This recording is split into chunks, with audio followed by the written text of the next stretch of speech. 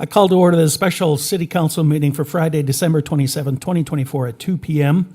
At this time, I'd like to ask those in the audience to silence your cell phones or put them on vibrate to limit interruptions. Moving on the agenda, let's start with item 1, roll call. Blessum. Here. Fuller. Here. Janser. Olson. Here. Here. Pittner. Ross. Here. Samuelson. Item 2, Pledge of Allegiance. Please join me. Allegiance to the flag of the United States of America and to the republic for which it stands, one nation, under God, indivisible, with liberty and justice for all.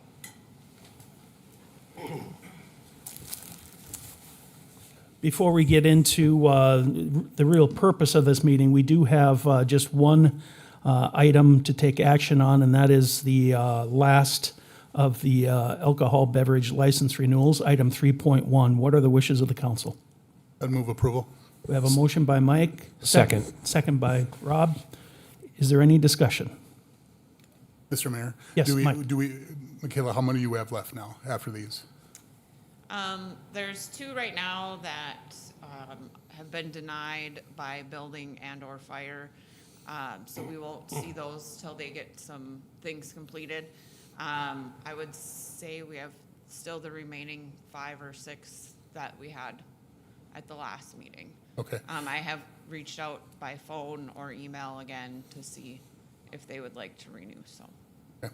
And so at this point, it takes a council meeting for those to be approved. So they are not going to be able to be open on New Year's.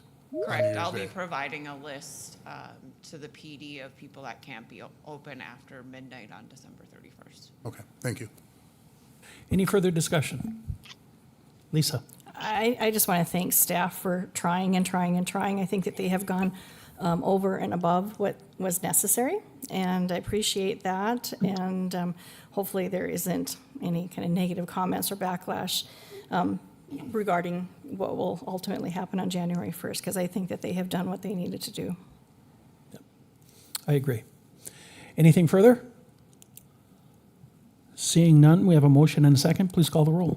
Blessum. Yes. Fuller. Yes. Olson. Yes. Ross. Yes. Motion passed. Moving on to item 3.2, that's a legislative update. Today we take the opportunity and welcome our Minot area legislators to join us for some discussion ahead of the upcoming session. Before we get into the topics, we got to just briefly, we're going to touch high level on a number of different topics to discuss with you and just to get it on your radar. But once again, this is also an opportunity, I think, as legislators, and I've said this before, is that you get a ton of people coming at you asking. This is what we want, this is what we need. This is also an opportunity for you as legislators to tell us as a city what we can do to help you. We thank you for your public service, and we look forward to working together. And that's sort of why, as a council, we had the decision to have us all sit up here together. It's kind of a unified voice and kind of moving this area, not just Minot, but the region in the right direction. So before we get on, I think I'd like to start with some introductions. And if we start down here, Jeff, with you, if you want to tell us your district and the committees you're serving on. Hey, thank you for having us. Jeff Hoverson, District 3, Southeast Minot, and I'm on Judiciary and Ag. I'm Christina Wolf. I am District 38, and I am on Judicial and Government and Veteran Services. I'm Dan Ruby from District 38, and I'm serving on the Industry, Business, Labor Committee and chairing Transportation Committee in the House. I'm Macy Blinsky, representative from District 40, and I'm serving on Health and Human Services and Political Subdivisions.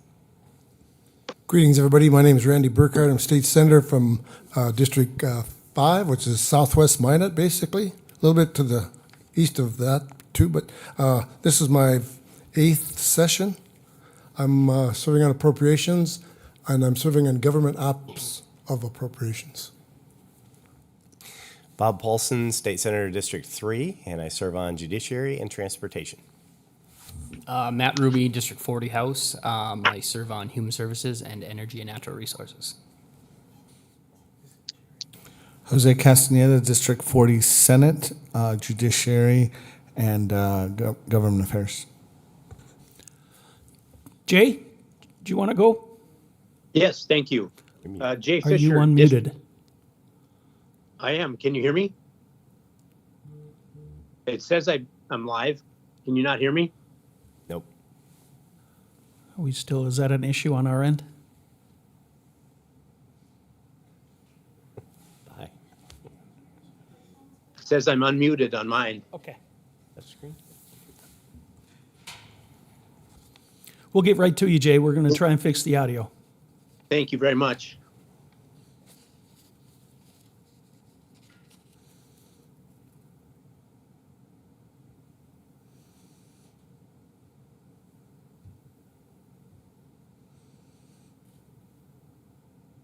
I see Mark on the screen. Maybe he can go ahead of me. Hello, can you hear me? Yes, I can hear you. Apparently, you can hear me, Jay? Yes, I can. Can you hear me in the chambers?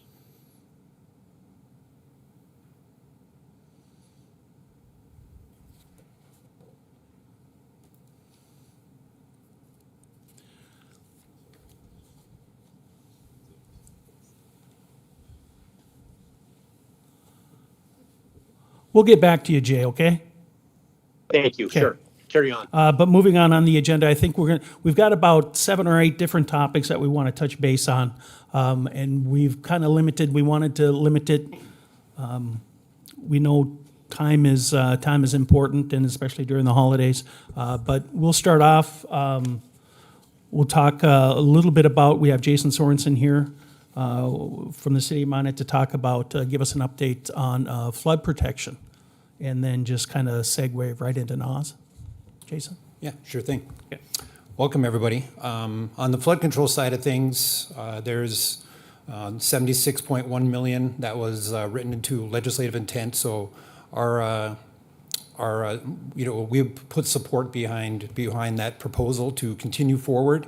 That's split $9.75 million for City of Minot acquisitions, and then the remainder to the SRJB for further design and construction of flood control. So we would hope to put that toward, we're hoping to bid out MI4, the Maple Diversion Project, next year, so that funding would go toward that.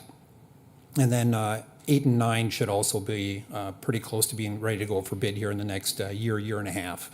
That would be the Burdick Bridge project and the east tieback from that project. So that's what the 76.1 would go toward. There's also been some talk about bonding. It seems to come up every year. So we would definitely be in support of that as well going forward to see the state bond for that portion so we can continue on with these projects. So, Are there any questions from Mike? Right. So Jason, could you talk a little bit about it? I know in our council meetings, we've had discussions about what inflation's doing to us, how quickly we seem to be falling behind. And and specifically with legislative intent showing 76.1 as the number, I guess in my mind, that may come short of what we would hope for the match, the 65-35 match that we've been seeing. And so while, I don't know that we're necessarily saying, oh, it'd be great to go up to an 85% match, but just to even keep the status quo at 65-35, the 76.1 may not get there. Can you comment just a little bit on what we're seeing with the bids that are coming in? sure, Alderman Blessum. So, yeah. The last 2 projects that we bid, MI6 and 7, were pretty significantly over our engineer's estimates. So obviously a concern with inflation. Maple Diversion, that'll have a very large federal interest, about 65% federal interest, and then the remainder is split between state and city. So that'll probably be the smallest one. MI8 and 9, at this point, we just don't know until we get those out on the street and get them bid. We do have 2 major contractors in the area that have been building these, and we hope we catch the right conditions. That's ultimately where I think the bonding would help, is that we're not then restricted to that 76.1. Over the course of that biennium, we can move further along because that money would be available. without waiting for the next session, so. Dan? Thank you, Mayor Ross. Jason, that over 9 million for acquisitions, is that going to be all you'll need for acquisitions for the whole project, or is this just for a phase? Legislator Ruby, we've identified some additional acquisitions in, we're covered on the Maple diversion. We've identified some acquisitions in 8 and 9 that we haven't brought forward to council yet. And then we really haven't gotten into the design on like 10, 11, and 12, which would be the milestone 3 projects that we've yet to get into design on. So that would cover 8 and 9, and then we haven't really identified beyond that quite yet. Are there any other questions for Jason concerning flood control? Okay. Should we jump right into NOS? Sure can. Jason, give us an update on that. On the NOS side, we were down at a water conference a couple weeks ago, and the DWR presented some of their NOS budget. So there'll be 107 million planned for NOS in the next biennium. About 46 of that is going to be federal funds that'll come in to basically build the final permanent intake for the Snake Creek pump station. And then the remaining 66, I think it is, will get split between the city and the state. That'll be for the construction of 3 booster pump stations between Mohall and Kenmare. There'd be phase 3 for the City of Minot water plant to get us up to our final design capacity. And that just about completes all the infrastructure for the NOS project. Any questions on Jason concerning NOS? Randy? So Jason, when are we going to have that first glass of water from NOS? It's a great question. We are targeting mid next year. Okay. Yeah, everything is moving along as scheduled. The biota treatment plant is almost substantially complete. The holdup is on Snake Creek, and that's moving along as planned. Part of the issue there is some long lead times on pumps and control panels, over a year to get some of the specialty pumps and some of the switchgear built. So they're expecting that stuff to come in probably like March, April, May of next year. Get that stuff installed, and then we're hoping to start pumping water north about July, hopefully, of next year. You're talking 25? Yes. Okay. Because we're close to that, So next year, yeah. Any other questions, comments? Dan? Thank you. So were the state portion of the funds secured last session? Because I don't remember, or is that something we're going to have to work on this session? I'm not positive on that, Mr. Ruby. I know that there's a bunch of federal money that's coming in this year that I don't think we had last year. So the state ask will be smaller, but I think that the 66 that's split between us and the state, the intent was that to come out of the Resources Trust Fund. Anything further? Thank you, Jason. No problem. I think now we have, Jay, we have your audio issue fixed. If you want to give an introduction and tell us what committees you're serving on. Thank you. Jay Fisher, District 5 representative, and I will be serving on appropriations, the government operations. Thank you, Jay. Moving on to the next topic, we're going to ask Mark Janser to give us an update on military. Mark? Can you hear me? Yes, we can. Okay, thank you. So in the last session, the base support for the communities in the state received, I believe, $500,000 from the legislature. And then Minot received an additional $350,000 for preparing the community for the Sentinel project. I think, as you all know, the Sentinel project was delayed due to a Nunn-McCurdy issue that had to be taken care of, and so that took up about 8 or 9 months of 2024 as they got into that, and then the actual breach was declared in early 2024, and it emerged from that as a necessary program, but was sent back to the Air Force for reevaluation, which is currently ongoing. So with those delays, we have continued our activities dealing with the other communities that are involved with Sentinel and with the contractors and the Air Force, but obviously some of that activity has been delayed at this time.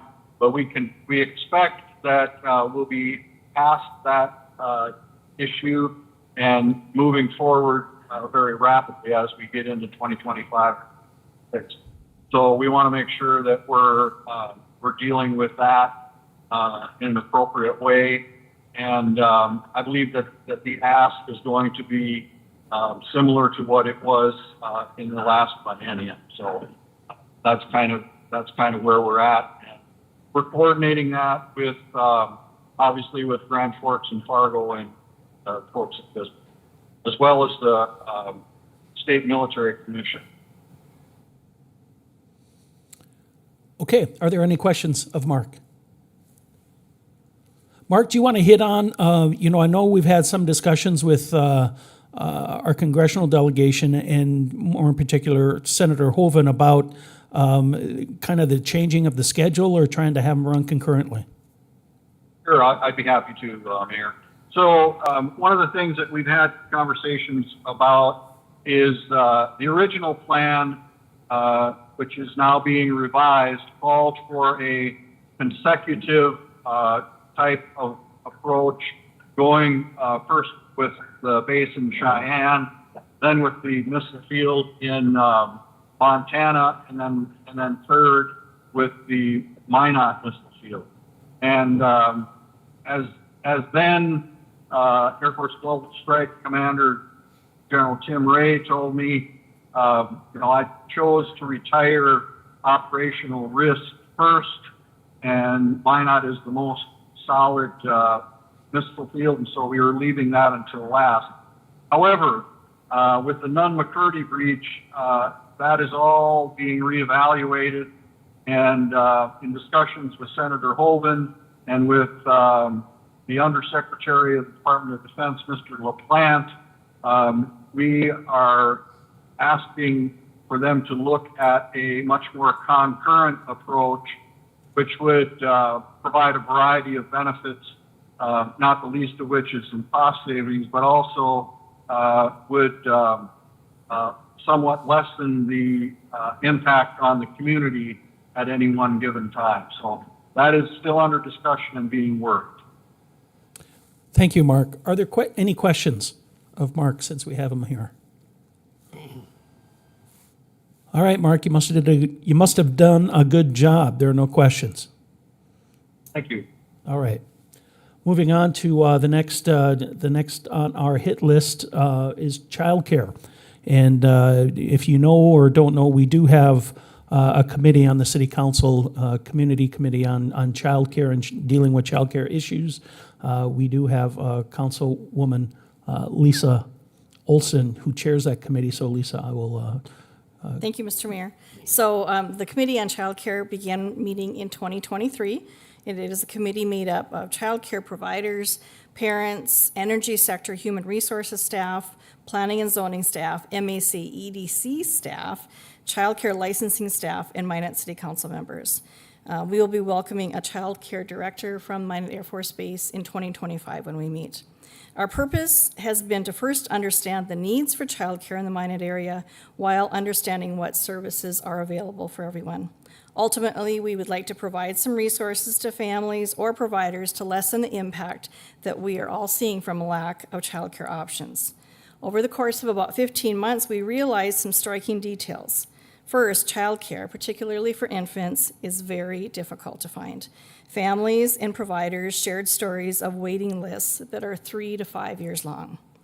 The lack of childcare can stymie the growth of companies because workers won't come to Minot when they realize that childcare is difficult to find. Childcare for families with 24-hour jobs is almost impossible to find. This impacts the military, law enforcement staff, hospital staff, fire department staff, and oil and energy staff. Childcare providers are constantly looking to hire staff, but delays in licensure and low pay for the workers makes things very challenging.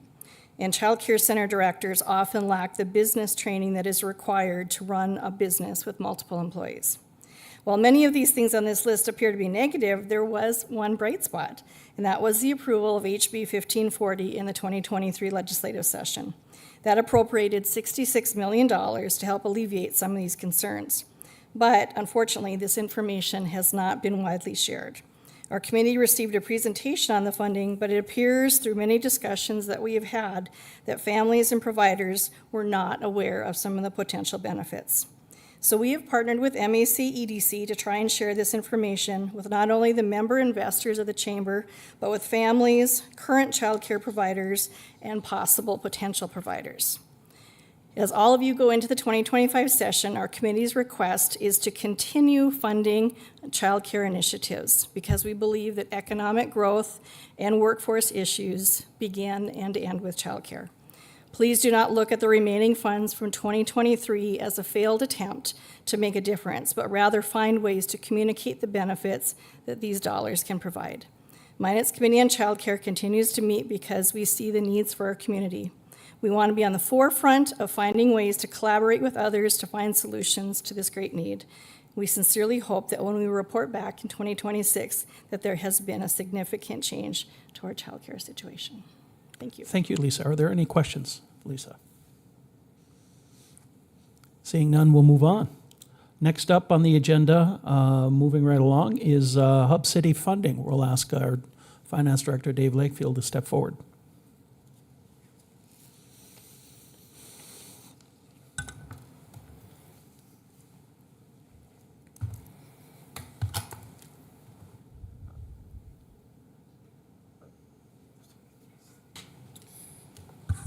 Mr. Mayor, members of the council and legislators, what I have up on the screen here, hopefully if it shows up. Looks good on my computer.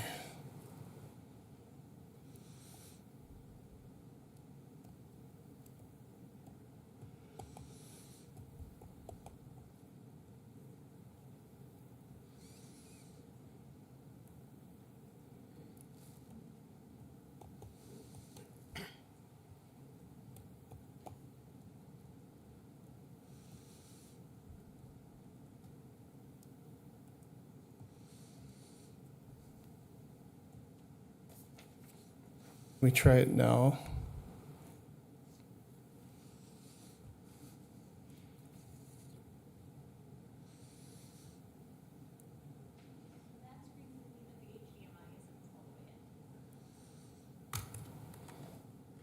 It was showing my screensaver to start with.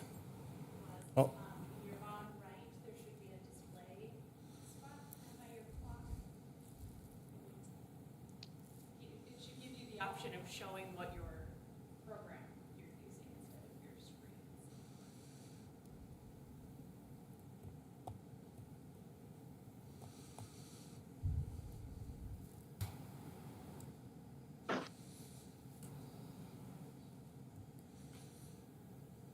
All right, I think we found another way to make it work.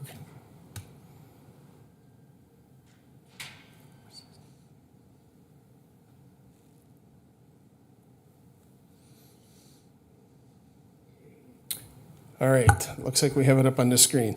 This is some slides that Shane Gettle shared here, and it just walks us through the funding mechanism for Hub City funding formula. And for you legislators that have been around for a while, this has been tinkered with a number of different times since the Hub City funding came about.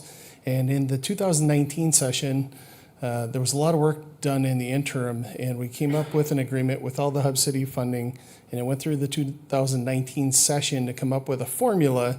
And the idea was that we wouldn't keep coming back and looking at that formula every session. It was based on some indicators, and it broke down a percentage amongst the 3 cities, and it's been in place since the 2019 session.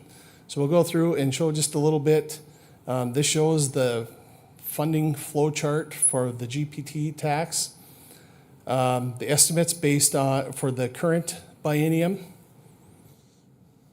And this is, of course, the flow chart that shows the Hub City formula and how it's calculated for the city of Minot. It's based on the mining, coring, and oil and gas extraction in the area. So Minot's current percentage is just a little over 12%, 12.1%. That's actually up from the last biennium. And that goes through that formula based on population change, how much of the workforce is involved in the extraction business in our section. It's based on the human services areas here in the state. So our area includes portions of Montreal County. So that impacts us quite a bit. So we're at about 12%. The estimate for the biennium last session was about 11.93 million is the estimate. And I'm just going to show you some actual numbers.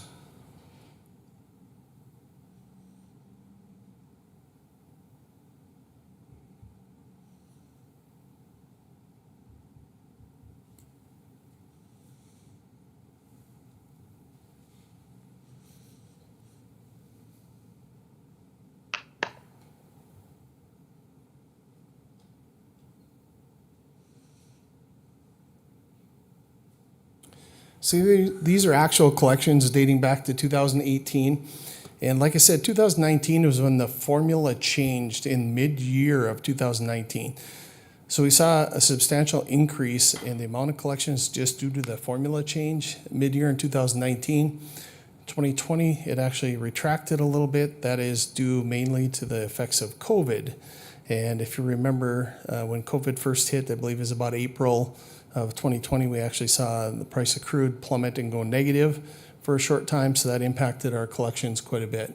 And then it rebounded in the last few years. It's been fairly stable. We anticipate we're going to be just over $6 million in collections for 2024. So the numbers depicted on here, we have 1 month of collections for Hub City dollars yet that we haven't received.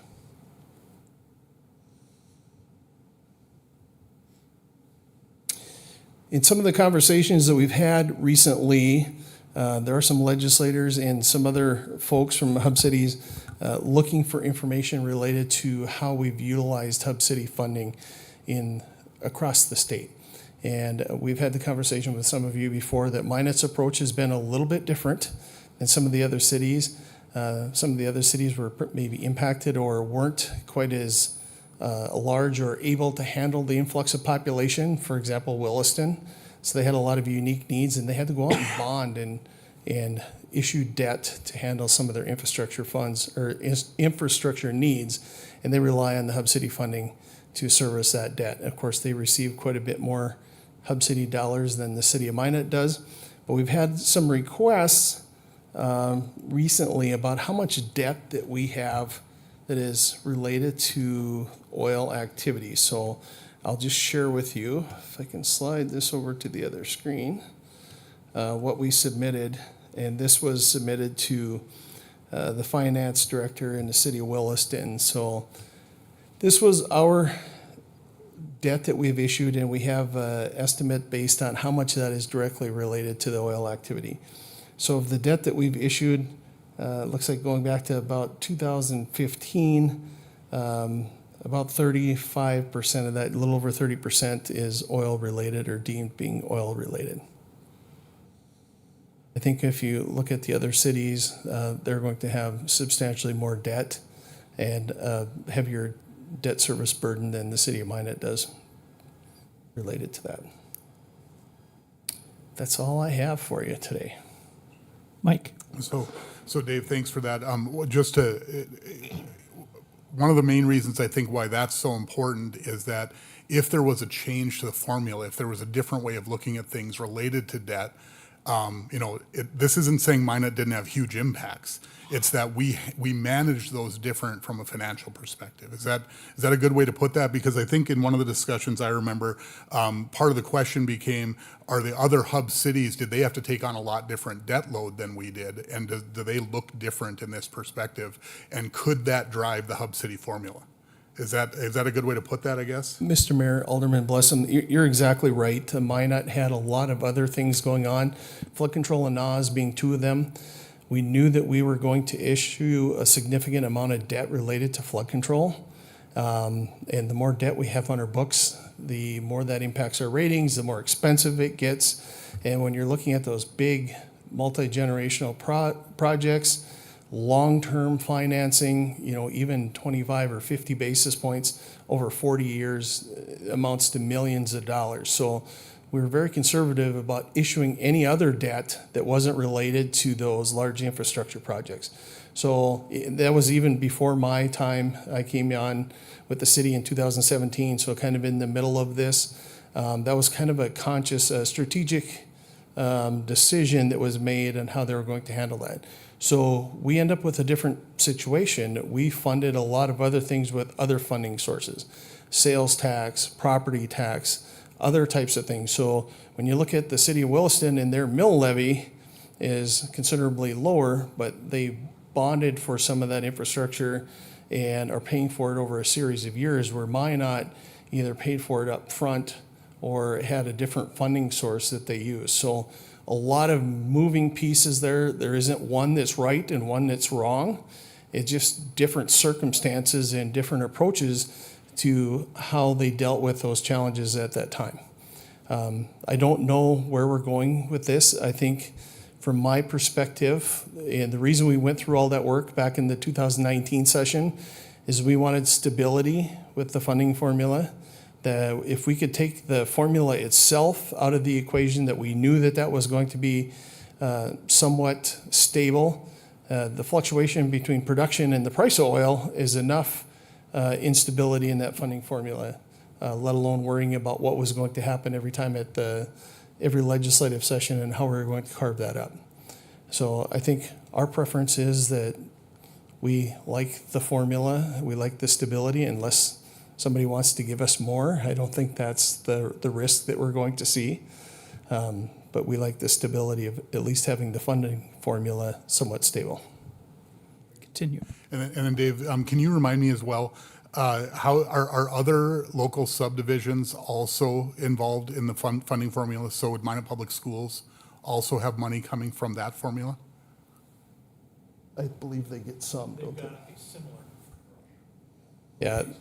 There's separate funding, and if I can go back here. And really, I'm not too worried about how much. I just want to make sure that, because the impacts we see around the city, certainly city infrastructure is impacted greatly, but school is the other one to me that's a really big one that comes really quickly as you grow. So I thought I remembered that schools also were a portion of that, but just kind of a yes or no is fine anyway. Yeah, they're at the very bottom.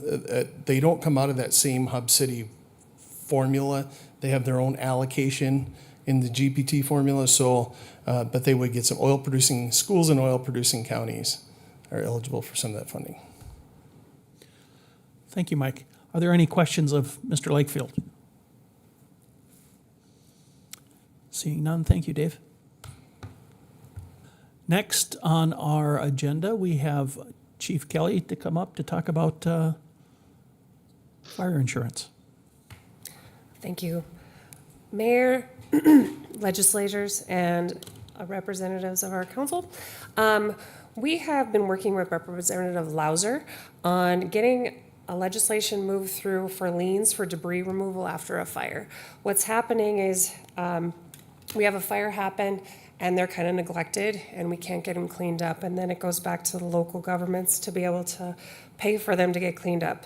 So with this bill that's moving through, the insurance companies would withhold payment of portion of the proceeds, $5,000 or 10% of the coverage of the policy limit for the real property loss would be held in a lien, and that would serve as ensuring that local governments have the ability to pay for the removal of the debris if needed. Some advantages of this: one, it discourages arson or neglect. It discourages abandonment of the properties, especially by the properties that are non-owner occupied. Can expedite returning properties to productive use, helps local governments cover the cost if it is abandoned, and helps kind of reduce the amount of risk for these hazards when they are neglected for a long period of time. So, excuse me, we are doing some research on other states that do have this legislation in place, as well as case studies from around the state. Everyone has said that this would just be another tool for us to be able to get these cleaned up faster. Are there any questions? Any questions? Quick and to the point. Dan? Thank you. So you said you put a lien on the property? The insurance company would do that. The insurance company would? Yes. And they would withhold some of their coverage for like an escrow or anything like that? It would go into an escrow, $5,000 or 10% of the real property. It wouldn't cover like the contents portion of it, just the real property, in order to have the amount to set aside so we could clean it up if they don't clean it up in a timely fashion. And for uninsured properties, there's nothing you can do with that? Nothing we can do about that. Thank you. Any other questions? Thank you, Kelly. Next up, I'm going to turn it over to Harold Stewart to talk about some personnel issues. Good afternoon. Just want to take a minute to talk about another item that we're asking for your help and assistance on, and that would be with regards to exempting personnel records from the open record laws of the state. That would provide that to be maintained as confidential, as we're dealing with processes and issues that we deal with as an employer for our employees. I currently have a request, or not really a request, a directive from the council for us to consider transitioning our pay raise system for our employees to a performance-based pay, which would allow us to reward our employees that are high performing and doing a good job.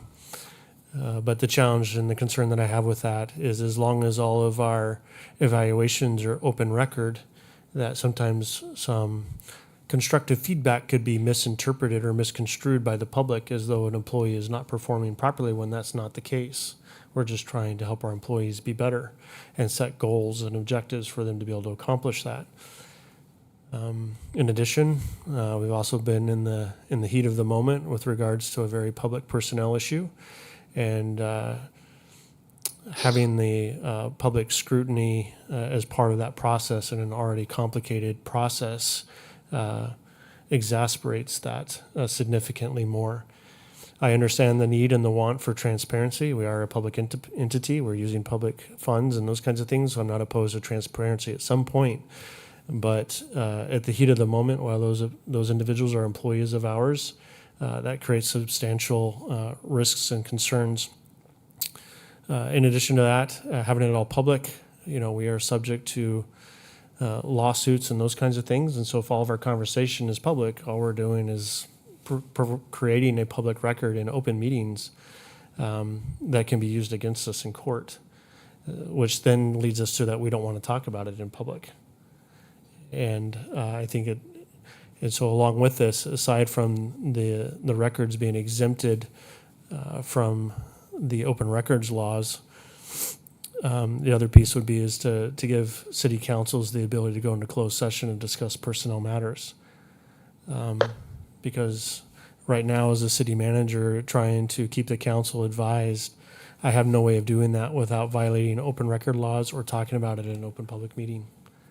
A lot of the public feels, or a lot of people think, that I can just go talk to the council members one by one and not violate open meeting law. But the way the current state law is crafted and the way it's interpreted by our state attorney general's office, meeting with the council one-on-one would be considered a serial meeting and a violation of open meeting law. So I'm constrained in my ability to keep the council, our elected officials, informed with regards to significant personnel matters, because I'm not comfortable talking about things in an open public meeting due to the liability concerns that I would have with the sensitivity of some of those matters. And so those are just some of the challenges that we're experiencing that that we would ask for your consideration if there's anything that we can do to tweak or adapt the open records and the open meeting laws with regards to personnel matters specifically. I know some of my colleagues across the state, when we've talked about this with the League of Cities and those kinds of things, a lot of them are concerned about how many open records requests we get and those kinds of things. I don't share those concerns. I do believe in transparency in that area. And that's our responsibility and that's our burden as a public entity to respond to those in a timely fashion. But I do have some significant concerns with allowing personnel records to be open records to the public. Everywhere else I've been, all the other states I've served in, typically if the media or somebody comes and asks for a personnel document, the typical response is those are exempt records and we're not providing that. We're not providing any comment with regards to that. I do believe that the council, at their discretion, if it was left to them, similarly like we do when we go into closed session, if they want to take action in open public meeting and make those confidential things open, I would be comfortable with that, to give the council the opportunity to decide that on behalf of the public, if that helps with the transparency piece. But there are some matters that we deal with that are very complex and should be maintained confidential that we don't have the ability to do under current law. So, Are there any questions of Harold? Yes, Paul. Thank you, Mayor. Harold, is there a bill that's being proposed to address that? Alderman Blessum, you want to address that one? I can talk about that. Go ahead, Mike. Yeah, so I worked a little bit with Harold on some of this discussion. Scott Lauser has something drafted. Now, I don't know if it's submitted yet. We're not at that point, but we do have a bill draft that's going. So some of the early research I did after Harold and I had this conversation goes back to a North Dakota Supreme Court decision that really clarified this for local subdivisions in particular, and essentially said, no, they are not exempt. They are part of open records laws, but the legislature has every right to make that change. And the Supreme Court directed them on how to do that. And I believe that was in the 90s. So it didn't change at that point, but I do think that it's a good time to take a look at it.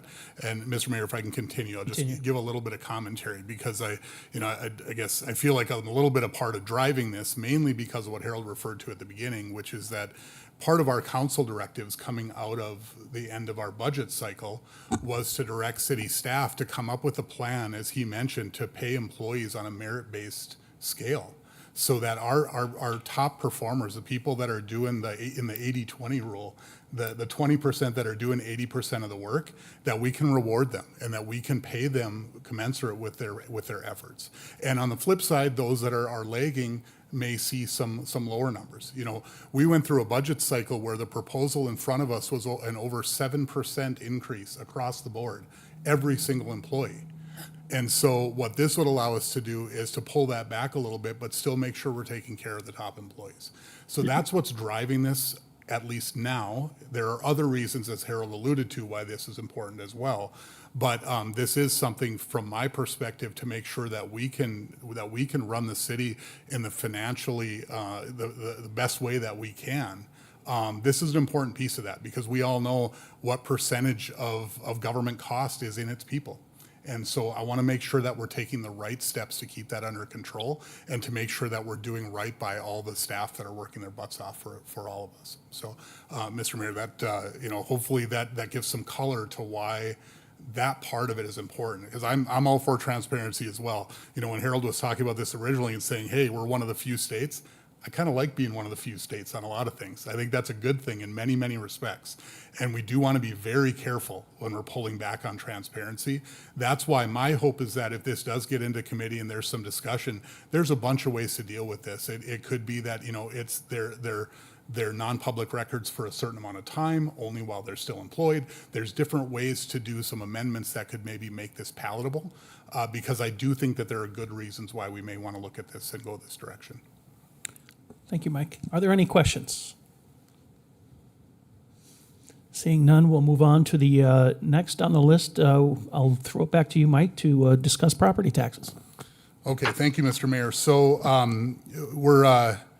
We came out of an election season where the people spoke, as they often do, and they make decisions. And, whether you're on one side or the other with Measure 4, the people decided that taking the steps that were included in that measure was not the direction that they wanted to go right now.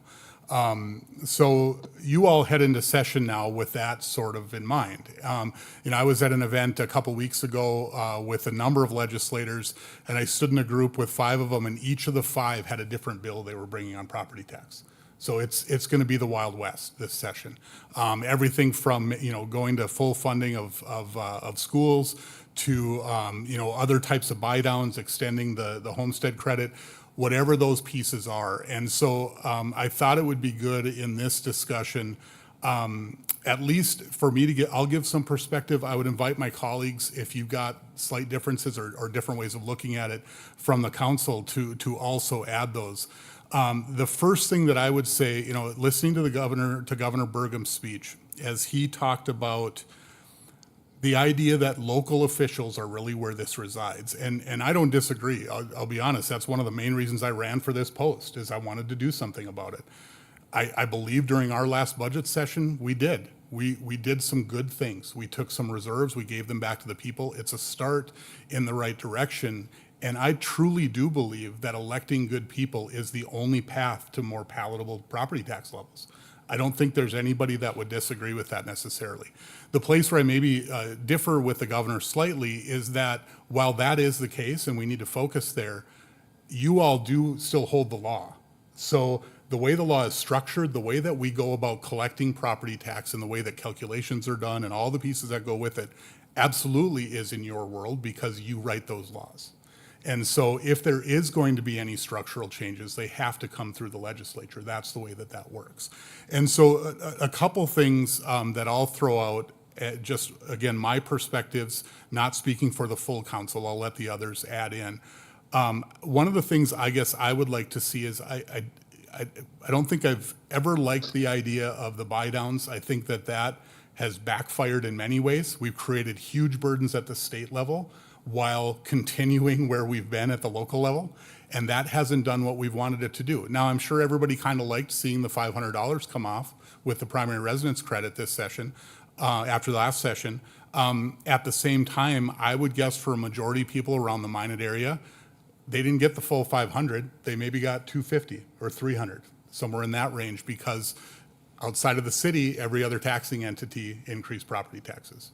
So, the buy down method I don't think has worked, and I guess I would suggest throwing more money isn't going to get us there. And so when I think of things that are more structural, the first thing that comes to mind first and foremost is taking a look at using assessed value. And for me, the opaque nature of that, the idea that we can all sit up here on the council and say, well, shoot, we did our job.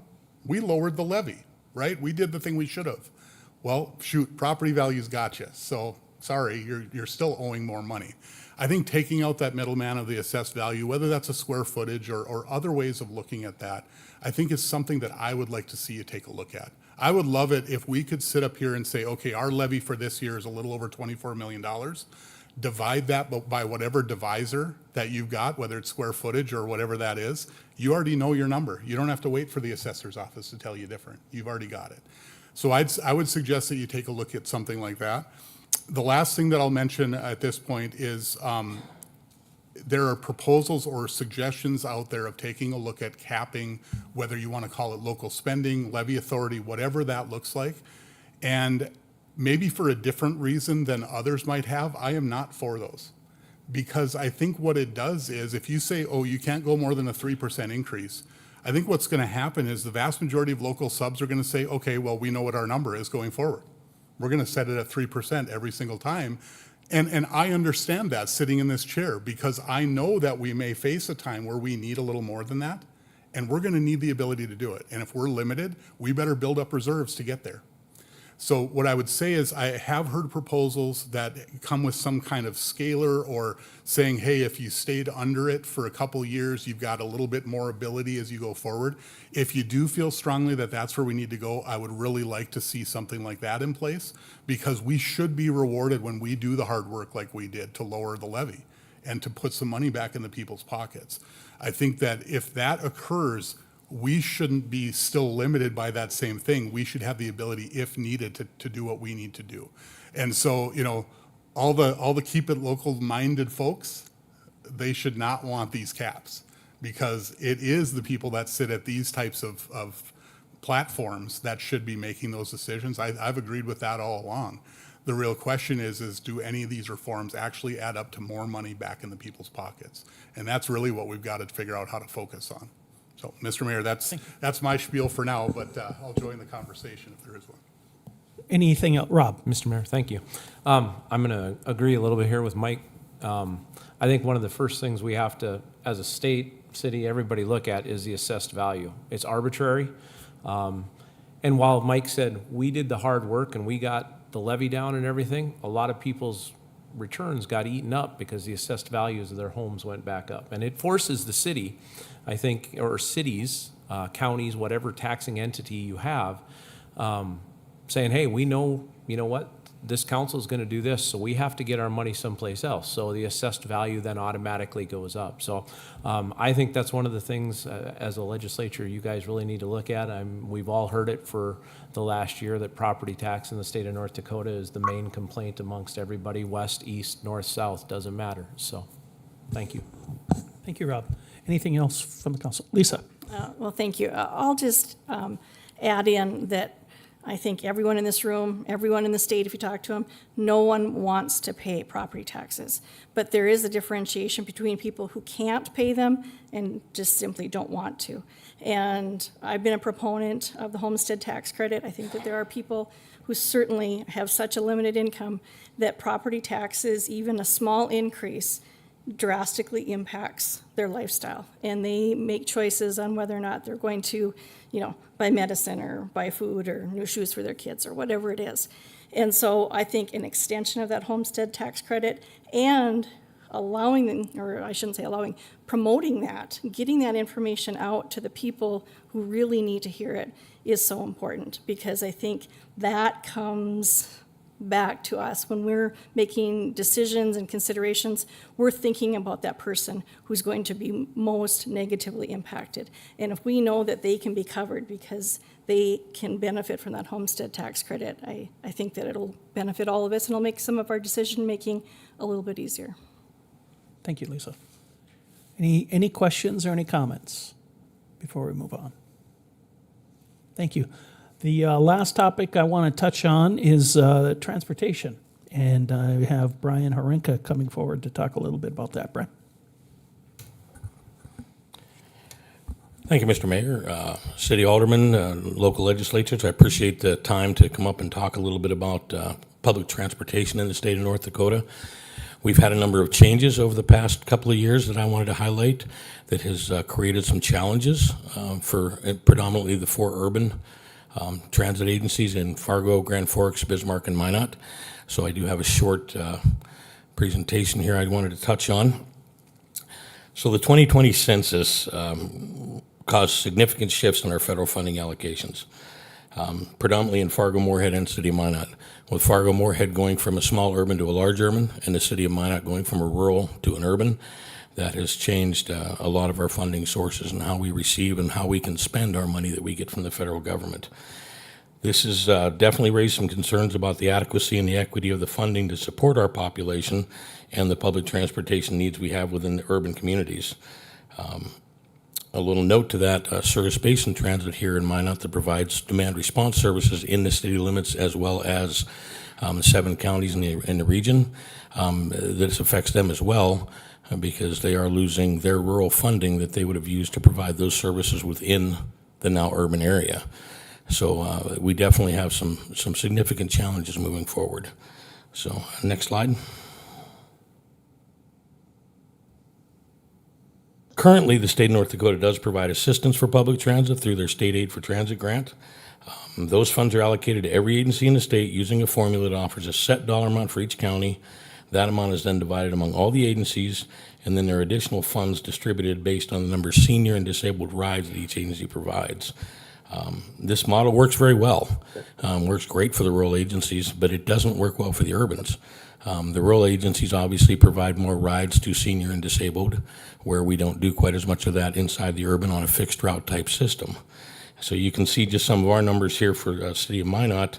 Those are our last 3 years of state aid, and that does not provide much for our budget. This past year, that's about 3% of our total transit budget was covered by state aid income. These funds are very open to be used for just about anything transit related. We can use them for matching funds for our federal funds. We can do any transit purchases. It's pretty open, so we don't have a lot of restrictions on the use as long as it's for public transit. So moving forward, what we're looking at doing, if we can go to the last slide, Jen.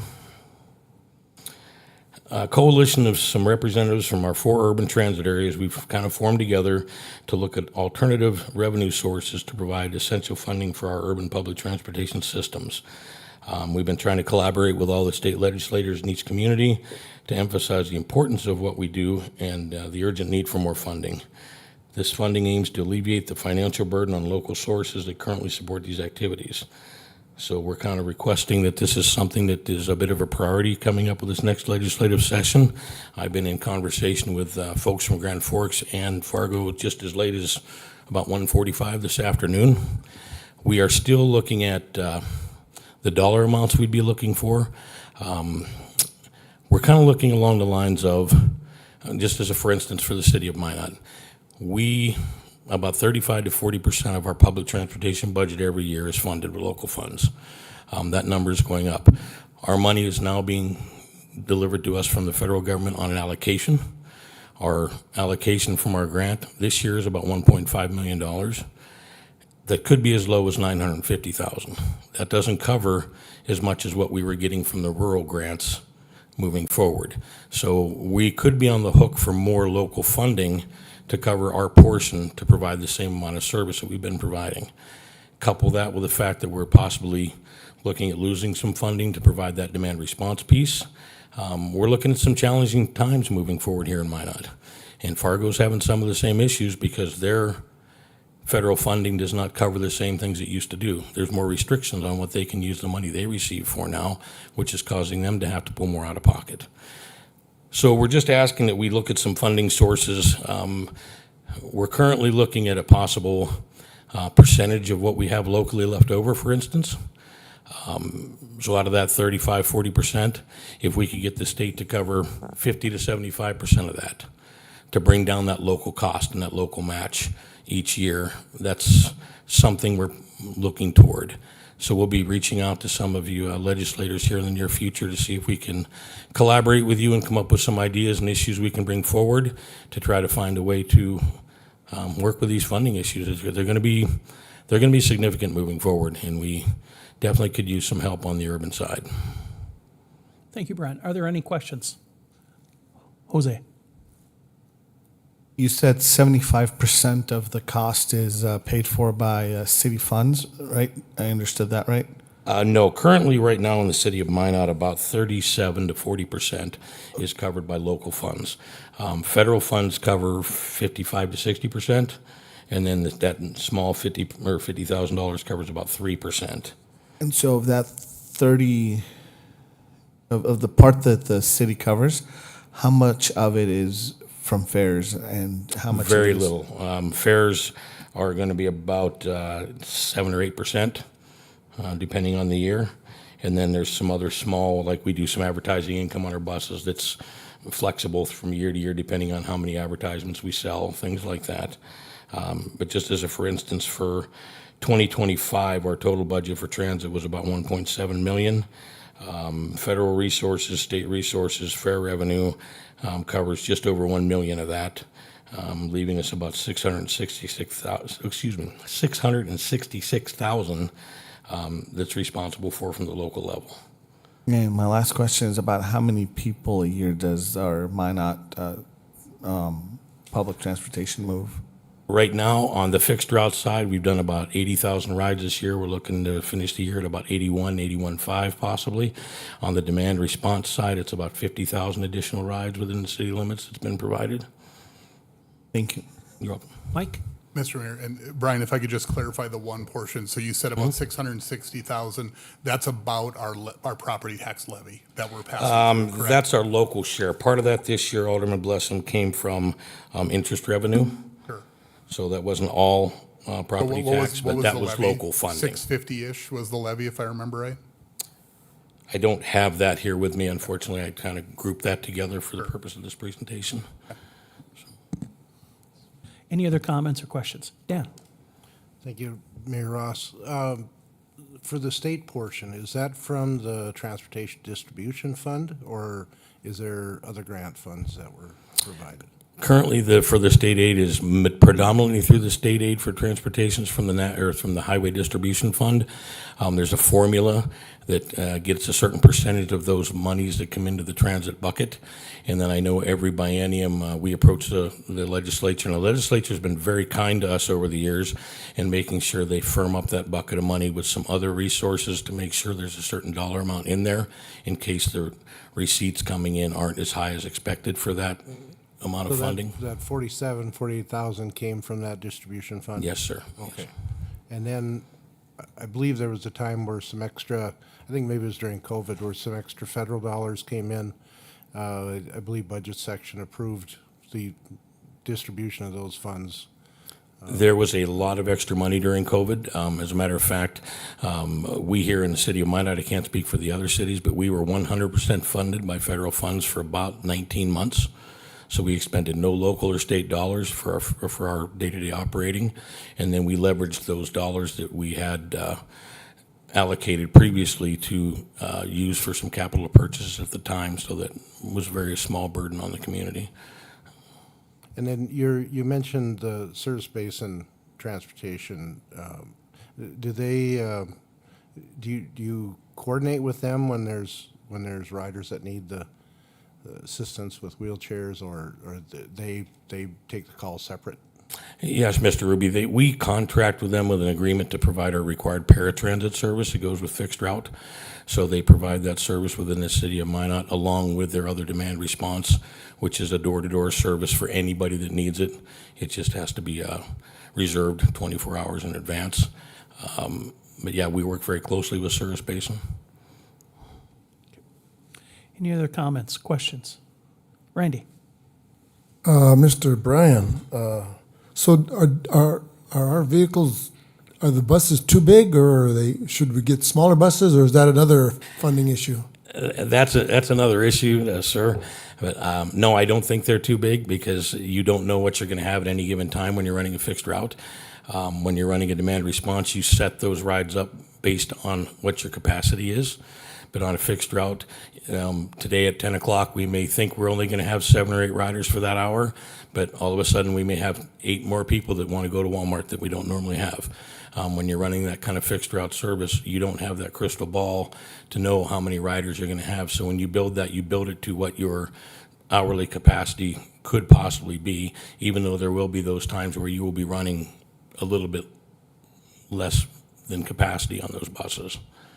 And what kind of workforce issues do you have finding drivers?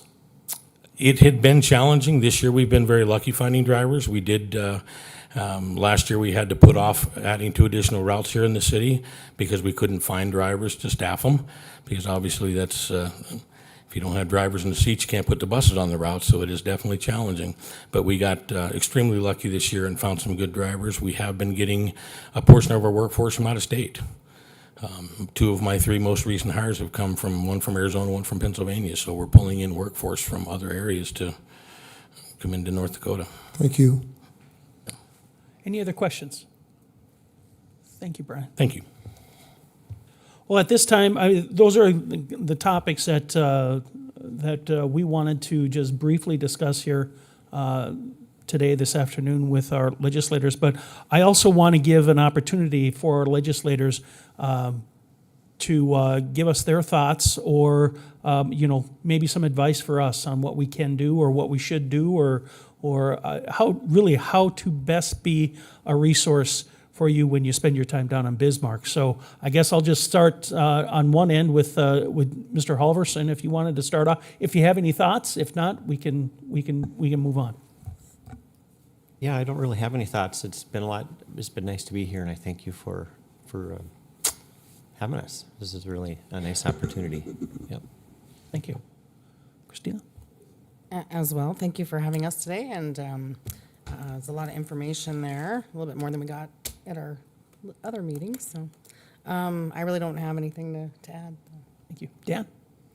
Well, I would just suggest that as these issues come up with this, whether there's bills or whether it's some of the discussions in appropriations, that if you could let the rest of us know that aren't in those committees of what's going on, because we get caught up in the pile of bills that are in our individual committees and what's going on the floor. So I know Shane does a good job of getting around, catching us as well, but emails from you, the staff, or whoever, letting us know what's coming up that week would be helpful, especially if it's something you think we need to talk with our colleagues about.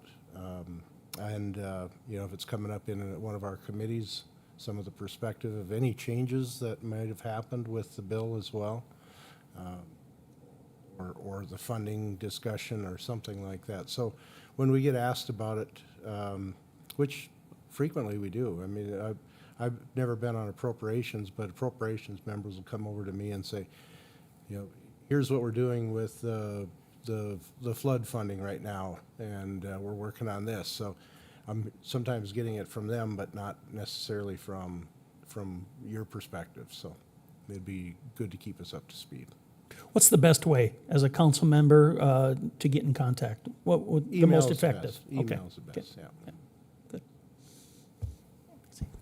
Well, I just want to thank you guys. I know for us freshman legislators, we met with many of you, I think it was just a few weeks ago, and that was very informative and helpful. So I hope you continue to do that. And also taking the effort to seek out other information that we asked for in terms of the federal flood insurance mandates. That is also very helpful information for us. So I appreciate that and all the resources that you've offered us thus far. Thank you. Randy? Mr. Mayor, thank you, everybody, for allowing us to be here today and sharing the knowledge that you have. But so what I heard today was flood control, NAS, property tax relief, and to talk about property tax relief, I've heard there was as many as 47 bills filed that were property tax related. So let's get that narrowed down to 4, and good luck with that. But all sessions are interesting. This one will be also interesting, and our main job is to come up with a balanced budget. So let the good times roll starting January 7th. Thank you. Thank you, Randy. Bob? Thank you, Mayor. Appreciate being here today. I have a specific question about a specific topic. What is the level of awareness of out-of-state investment companies coming in and buying up our mobile home parks? And then I think it's fair to say mistreating our residents of those parks. Has there been engagement at the city level on that?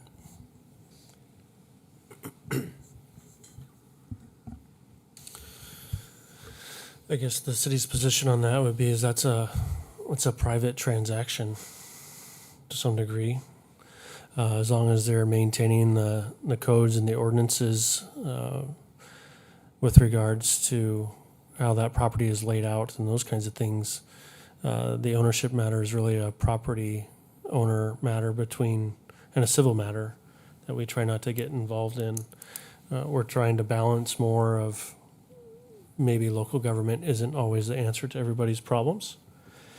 And we try to not, we have enough of our own challenges dealing with what is our responsibility that I think we're trying to stay out of the arenas of those things that aren't necessarily our ability. Well, the only thing I would say is we've had numerous phone calls from citizens that live in mobile home parks. We do listen to those and we try to intervene and deal with issues that we can that are in our purview and in our responsibility as best we can. But I don't know if there's anything that from a city level that we do to limit in-state or out-of-state ownership, transition of ownership of property. And I would even probably argue that if people think through it, they probably really don't want the city involved in that. Thanks. Matt? I would just echo what Dan said. You can't over communicate. So if there is things that you guys pop up on your radar, just let us know. And then, let us know when you're going to be there in person ahead of time. It's a lot easier to carve out some time to have a coffee rather than you give me a quick 2-minute spiel on the way to committee. Just let us know when you're going to be there. And like I said, you can't over communicate. Perfect. Jose? Well, Mr. Mayor, thank you very much for having us. Like everyone else said, I think this is a great group of people that we have here. I mean, truly representing our community more than just within the borders of just the city of Minot, and keep at the end of the day representing 4 districts. And I think it's very, very important to continue these types of engagements. I don't know what I don't know as a freshman senator, but little details like what Matt just pointed out, let me know ahead of time in coming, and I'd love to spend time to ensure that representing those interests as best as we possibly can within the rest of the legislature, which obviously everyone for every corner of the state has their own interests, and that's how it all works out at the end, right? So thank you very much for having us. Thank you. And before we move to adjournment, Shane, do you have anything that you'd like to bring up or discuss? Just okay. Anything further from the council members? All right, at this time, the last item is item number 4, adjournment. So moved. A motion, is there a second? Second. All in favor, say aye. Aye. We are adjourned.